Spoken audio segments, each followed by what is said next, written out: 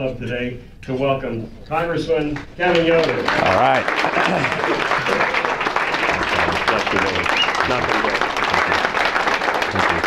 Thank you very much. Thank you. We know that we have to do all that we can to restore the faith and the trust of the American people in the institutions that we hold near and dear. And frankly, it's hard for me to do my job and for us to make the changes we need at the federal level if folks don't think that we're out for the interest of the people, that we're out for our own interest. That's why I was pleased recently to become a co-sponsor and support the Stock Act to stop members of Congress from being able to inside trade information. Because we know that we send members of Congress here to serve the American people, not to find ways to serve themselves, not to find ways to trade stock or get an advantage. And so that was an important piece of legislation to help start to restore some of that faith that we need in our congressional institution. I've gone on to support other legislation that does similar things. I'm supporting legislation that eliminates the federal pension for members of Congress. We have to hold the United States House of Representatives. The Democrats in Washington have a plan. It's called the Drive for 25. That's to pick up 25 seats and to specifically put Nancy Pelosi back in as the Speaker of the House of the United States. With the U.S. Senate, we know that we need a United States Senate to be able to put good conservative bills on the president's desk, whichever president it is. We know that we've passed dozens and dozens and dozens of pro-business bills over to the Senate, and they just ignore all of them. We passed bills that support energy production, bipartisan bills, by the way, that support energy production, that support access to capital, that remove barriers, regulations for small business owners. We fight this battle every day, and every day the Senate says those bills are dead on arrival. And what's challenging for me as I watch this happen is somehow the president's been able to convince the mainstream media and a lot of voters in this country that it's the obstructionist freshmen that are somehow stopping all the legislation in Washington, D.C. There are 87 Republican freshmen. We don't have a majority in the House. We couldn't stop any of that. Yet we passed bill after bill after bill, many of them bipartisan, that goes to sit at the Senate door, and they obstruct every single one of them. And so regardless of who the president is, we have to have a conservative Senate going forward. And then certainly we have to win the presidency. This president has had one of the worst economic spending records, in fact, the worst in our lifetimes. It has been the worst recovery from a recession since the Great Depression. Unemployment over 8% now for 3 years. We borrowed trillions of dollars. We've borrowed trillions of dollars during his tenure.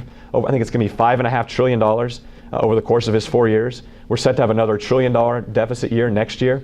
We've never had a president in history have anything close to $1 trillion deficit, much less 4 years in a row.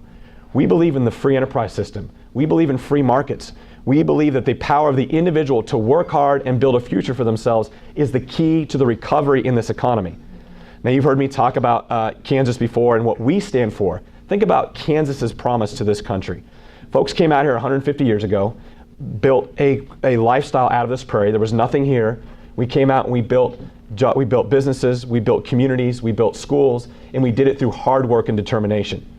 Now, the president wants to turn back the clock on all of that and say, no, what's really built this country is government involvement, government control, government spending. As the president goes around the country saying that the world isn't fair, that the United States isn't fair, that we need to completely start taxing the rich more, engaging more in bigger government. Stephen Moore had some fairness questions for the president. I thought it'd be fun today maybe just to go over those. His first question, is it fair that the richest 1% of Americans pay nearly 40% of all federal income taxes, and the richest 10% pay 2/3 of all federal income taxes? Is it fair that the richest 10% of Americans shoulder a higher share of their country's income tax burden than do the richest 10% in every other industrialized nation, including socialist Sweden?